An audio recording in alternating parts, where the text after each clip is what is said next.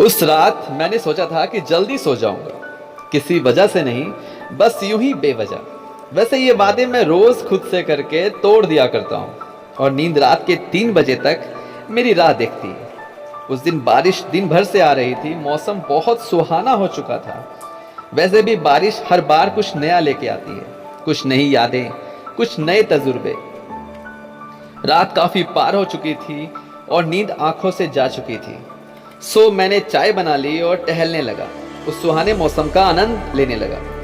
बाहर से पानी की टिप टिप की आवाज आ रही थी और उस बारिश की मधुर ध्वनि ने मुझे खिड़की के तरफ खींच लिया। मैं चाय पीते पीते खिड़की से बाहर देख रहा था। सारी सड़कें भीगी थी, हर जगह पानी था और थी वो रात की गहरी खामोशी। तभी मेरा ध्यान एक बच्चे पे गया जो आधी रात को मस्ती में खुश होकर बारिश में नहा रहा था। मैंने देखा उसके चेहरे की वो मासूमियत, वो बेफिक्री, वो बचपन। वो उस पल को जी रहा था, ठीक वैसे जैसे एक पंछी जब शाम को दाना लेकर घोंसले पर आता है तो उस पल में जीता है। कल के दाने की फिक्र वो कल पे छोड़ देता है। वो बच्चा भी उन लम्हों को वैसे ही जी रहा था। हालांकि मुझे यकीन नहीं हुआ कि कोई बच्चा आधी रात को इतने बारिश में कैसे बाहर हो सकता है।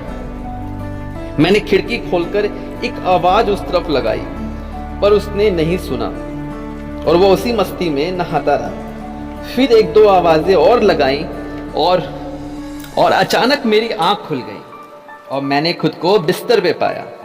और लेटे लेटे मैं ये सोचने लगा कि चलो ये तो एक सपना था। फिर अचानक दिमाग में ये बात भी आई कि कौन था वो बच्चा।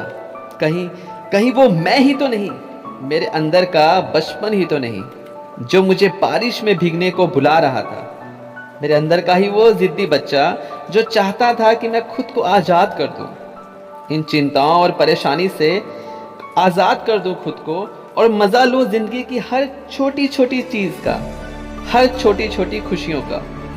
और ये सोचते सोचते घर की जिम्मेदारियों की आवाज़ कानों में गूंजने लगती है और मैं तैयार होने चला जाता हूँ। और सामने पड़ी चाय के कप पे उठते हुए भाप की तरह कई सवाल मेरे मन में भी उठने लगते हैं और जिसका जवाब शायद वक्त के पास हो।